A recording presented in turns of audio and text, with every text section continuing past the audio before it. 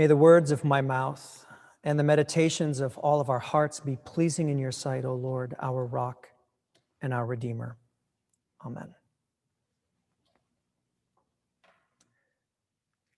Well, good morning again, everyone. I want to begin just with a question today. Have you ever wrestled with your purpose in life? Of course you have, because there's a part within each of us that longs to make meaning of this life that we have.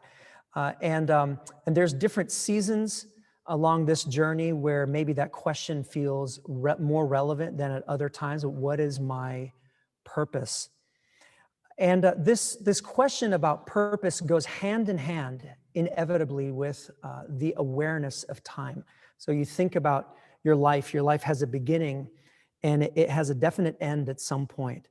And it's in the awareness of this time, the space between beginning and end, that we think to ourselves, well, what is my purpose in this period of time? And the questions that I've asked, that you've asked, I'm sure, is how can I use my time to really create something of worth, to bring something of value to this world around me.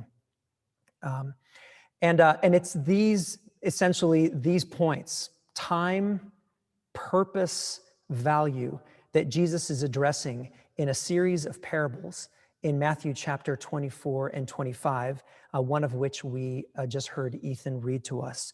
Purpose, time, value. What I want to do today is we prepare to listen once again to the parable of the talents. I want to begin with a story kind of to set the stage here. A few years ago, my son had a negative interaction with his teacher, and even though he felt justified, and he really did have a point kind of for his position, he chose to treat the teacher with what is considered less than respectful.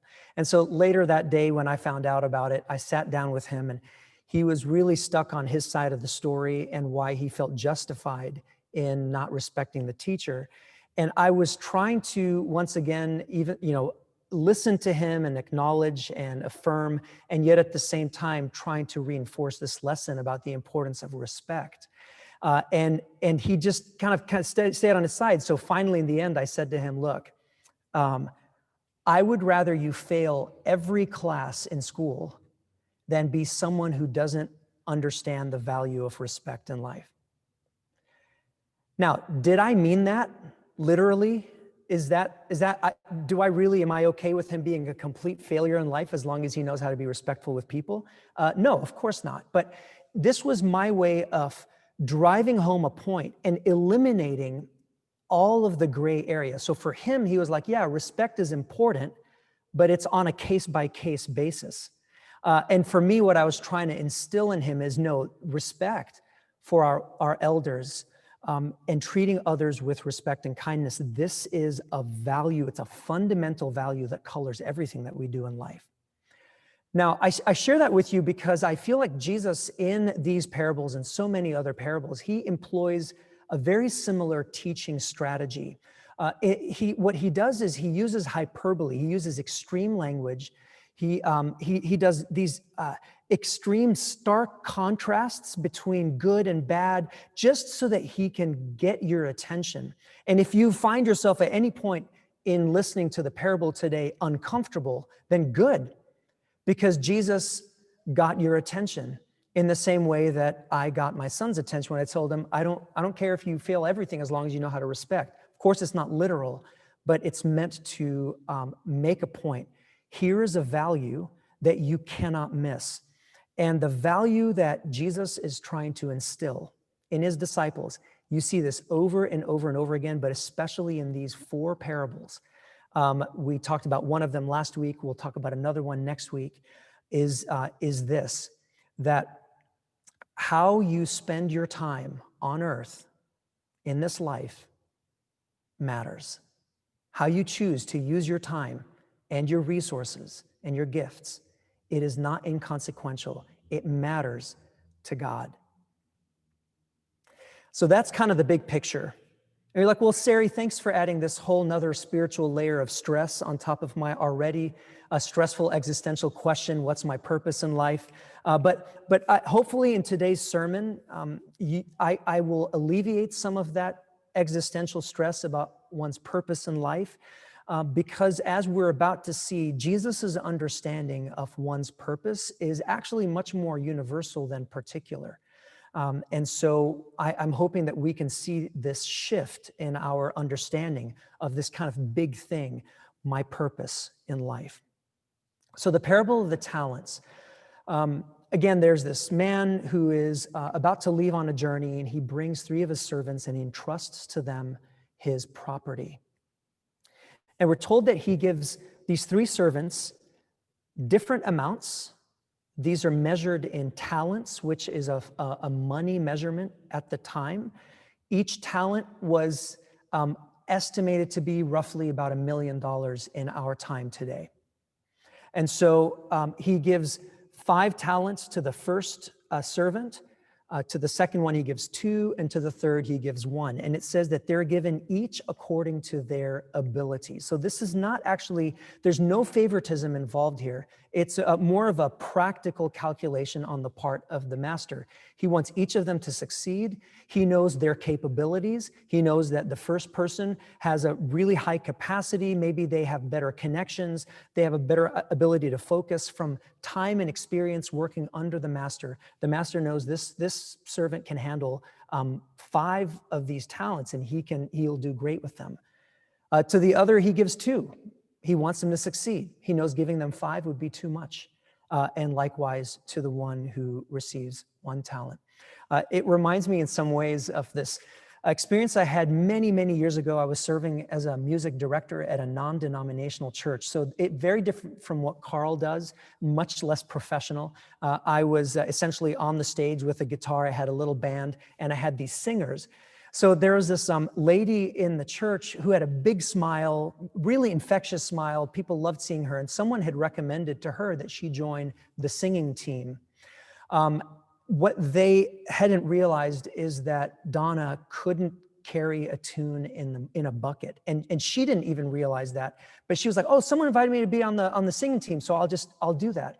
So it was like every practice, it was really trying to find ways of getting her to sing, not be heard, and have others, kind of support her and all this. In the end, I decided to have a conversation with her, and I didn't want to tell her, you have no musical abilities, right? That would have probably crushed her. So what I did do is I actually leaned into her real gifts. And the truth is that she was one of the most enjoyable and delightful people to be around and interact with at the church. So I said to her, listen, Donna, people seeing you on the stage, they're only getting one piece. They're just getting the smile, but actually your real gifts are in kind of the interpersonal thing. And I'd like to invite you, if you would consider being one of the greeters at church, because for you to interact with people, especially newcomers who are coming to the church, and for them to experience you in this way will just create a sense of warmth and people will feel welcome and all this. And she ended up thanking me for that. She did it. Do you see, by the way, how I did that? That was artful. Pay attention here. So what happened is she ended up doing it, and she became the head greeter. So she kind of leaned into this gift. People loved her. When I was leaving the church back then, people would just say, one of the best things about the church is when you walk in and you see Donna's face. So it was. Some might say being on the stage, that's a bigger honor, is that you're there in front of the whole congregation. But this isn't about, it's not about favoritism. It's a practical calculation. Who could be more faithful with what gifts? And some of the singers probably would have been terrible as greeters. And so here is this master giving, entrusting his property to these 3 servants. And the first 2 were told they take risks with it. They go out and they invest, they trade with the money, and each of them double the amount. The first one goes from 5 to 10 over the period while the master is absent, and the second one doubles it from 2 to 4. The third servant decides to not take any risks with the money at all. And what he does, and the wording here is so stark, that he dug a hole in the ground and he buried his master's money. He dug a hole in the ground and he buried his master's money. So the image is kind of clear here. Two people taking a risk, getting a huge return on the investment. One person taking no risk, and he just preserves the money just the way it is. There's no addition to it. Now, one of the things that I'm really interested in this story as we lean into it is, why would Jesus tell the parable in a way where it's the person with the one talent, the one who received the least amount of money? Why is he in the parable the one who does nothing with the money, the one who digs a hole? Why didn't Jesus change the story? Have the person with the one talent be the faithful one, and the person with the 5 talents be the one who dug a hole in the ground and did nothing with it? Why do you think? I believe that the reason Jesus did this is because he is trying to eliminate this idea that some might have, oh, the person buried it in the ground because the master gave him too much. It was too much. And so he couldn't handle all that was given to him. And so it takes away this quantity critique. Instead, we have someone with 5 talents, someone with 2 talents, they're out there working. The one who had the least amount, and so there really isn't, it's not a quantity issue. That's the person in the story who does nothing with the money. And it seems like the message that Jesus is communicating here very clearly is that it has nothing to do with amounts. This story has nothing to do with amounts. In fact, if you look at the parable, when the master returns, he gives the exact same reward to the person who had 5 talents and doubled them as he does to the person who had 2 talents and doubled those. It's not like the master said, oh, but he made 5 more talents on top of the 5, so he is my favorite. No, they get the exact same reward. In fact, the language specifically in the Greek is verbatim, same reward to both of those. So it's not about amounts.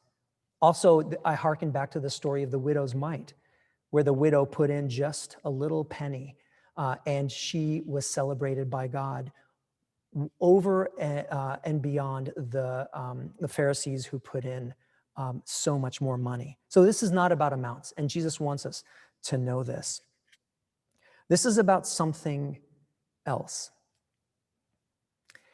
And I want to just invite us, as we think about the person who put the money in the ground, who had the least amount, I just want to invite us for a moment to pause and just think about those times that we might feel inadequate. Maybe even we go on Instagram or Facebook and you look at others and you see all that they're doing and you're like, wow, they have so much more that they can do with. I'll do more when I have more. When I have more money or when I have more time, I'll do more. But what Jesus is doing here in this entire thing, if you'll notice, it's not about amounts. It's just all in proportion. And so he is not comparing the person who doubled from 2 to 4, not comparing them to the one who doubled it from 5 to 10. Nor would he have judged the person who had 1 talent. If he had earned some interest on that, he wouldn't have judged them by anyone else. It was just about this point that Jesus is making, which has to do with one's purpose. How do you see your purpose in life? It's not comparing to anyone else. It's about an attitude. It's not about a quantity. It's about a mindset. And this is the mindset that Jesus is instilling right here. And if we were sitting in the congregation right now, I would invite you to repeat this with me. My purpose is to generate more good. My purpose is to generate more good. It's actually not, it's a very universal, very broad thing. This is all of our purposes. It's not just one person's purpose. For every one of the servants, the master expected the same thing. Take it and multiply it. Use it for good. Generate good from this gift. One of my kids' favorite exhibits at the National Zoo is the small mammals exhibit. And I don't know if you guys have been to the National Zoo, if you've seen the naked mole rats. They are the ugliest little things you've ever seen, but they are so enjoyable to watch. And so what they, where they live are in these glass tubes. And they kind of go all around. You can walk around this one area and just see how they're moving through the tubes. Naked mole rats are also blind. They can't see anything. So just imagine a rat, imagine it naked and blind. So it's just these little white things running around, scurrying. And you wonder, what are they doing all day? Why are they so busy? They are so busy. They're moving little sawdust from this area to another area. They're like up against corners and they're digging. And the last time we were there, I had this epiphany. They think they're actually digging. They don't know that they're in a glass tube. They think that they're doing what they're meant to do. They're digging, they're going deeper. You know, obviously their survival instincts are meant to help them survive.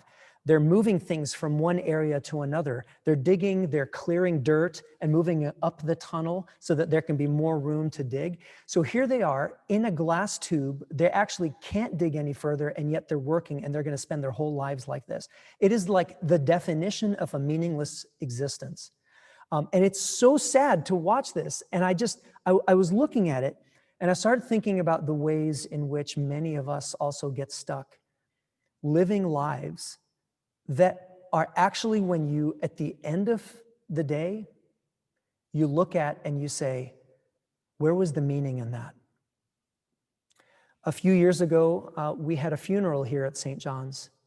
And it was someone who wasn't a parishioner. The family got up and they were talking about this person, and they were just talking about how their life was about golf, and they loved to tell jokes, and it was just, there was no content whatsoever. And I found myself after the service going, God, I hope that at the end of my life, it doesn't boil down to just to some of the things that I enjoyed doing. I enjoyed going to the movies. I enjoyed playing golf or whatever it is. I hope that my life can amount to something much more substantial than that. And this is what Jesus is talking about.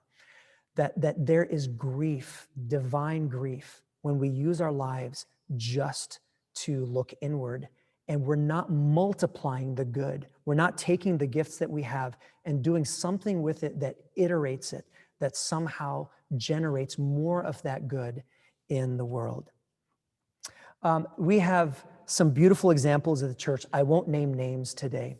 I think about this one parishioner at St. John's who really just has a gift of vulnerability and expressing vulnerability in a very safe way. So what happens if we're in a group setting and I open something up for a discussion, the person will just very naturally and organically share something personal about their lives and how the subject is affecting them. Or how they're interpreting it through the lens of their own life. And what happens always is, if the conversation has been surface, the minute this person shares, it goes deep, because here's someone who took a risk and now others are willing to take a risk. I think of another parishioner who had a very successful career and was blessed with a lot of money in their life, who contacts me from time to time and just says, hey, Sari, I want to do good. What's a project that St. John's is up to these days that I can really participate in and generate some good in the world? I think about our Nourishing Bethesda, wonderful ministry that's happening recently, and I'm going to show you something at the end of the sermon today to lean into that a little bit. But I think about all of our volunteers who said, look, I have time and I want to use my time to generate more good in the world. So let me ask you today, how are you using your time to generate more good in the world? How are you using your money? Are you using your money just on you and your family, or are you using it strategically to generate more good in the world? How are you using your time and your gifts, your money, your talent, your treasure? In this story,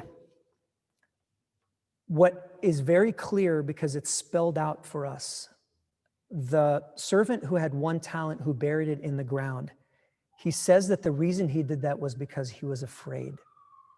He was afraid to take a risk because he didn't know what the outcome would be. And I want to today invite us to just kind of think of the reasons why we might not put ourselves out there. Sometimes it is, most of the time, there is this fear of taking a risk because it's the fear of failure. That if I put myself out there, if I use my time, if I give my money in this way, I won't have enough money for myself. If I give of my time, I won't have time to do some of the other things that I really want to do. But what Jesus is showing us in this parable, that when we take the risk, we actually find that it multiplies. It's not zero sum. It multiplies. And just as a reminder for us, the feeding of the 5,000 story, exactly the same thing. It's the same kingdom ethic. The kid with the 5 loaves and the 2 fishes could have said to himself, well, if I show the disciples this, I might not be as full as I would have been had I eaten the whole thing. And instead, this kingdom ethic, if you share, if you generate good with what you have, it multiplies. It's not zero sum. So I want to end today by inviting you to think about where God might be asking you to take more risks, where you're being invited to generate more good. Today is the first Sunday of our pledge season. And I want to also share with you now, as we think about ways that we are investing in St. John's and the good that we do through this community, I want to share with you a video. We're going to have a video this week, next week, and the week after that just highlights some of the wonderful things that are taking place through this community, just so that you can have a sense of just feeling centered in a community and in a congregation that really does understand this concept. How are we using our time and our talents and our gifts to generate more good? Carl, I'll invite you to play that video at this time.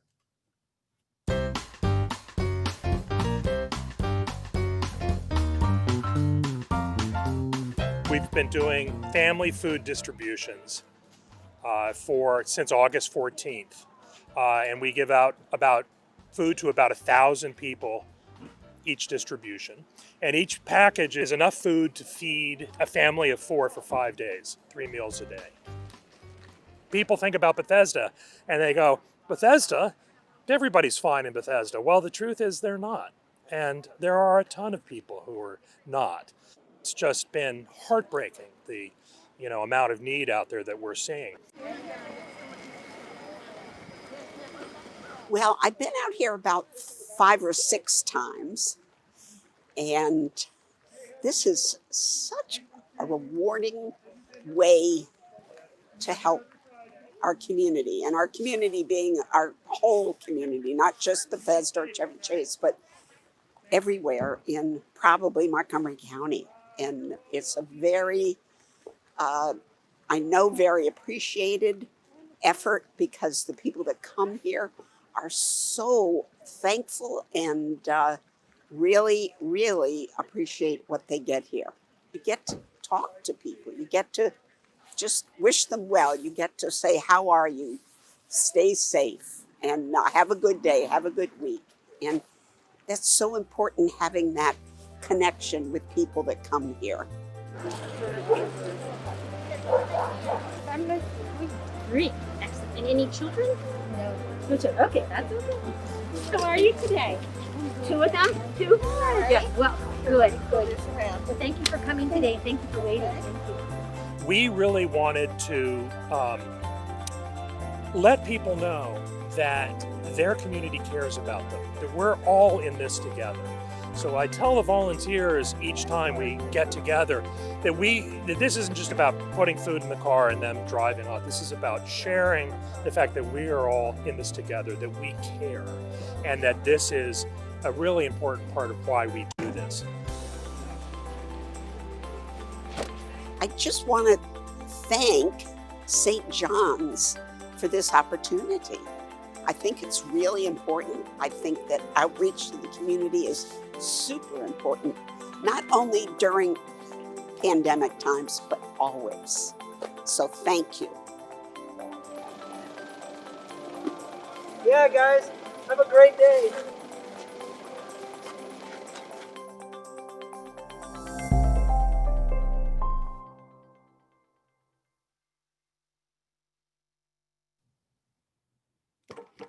I'd like to invite you to please now join me in the Agape Creed.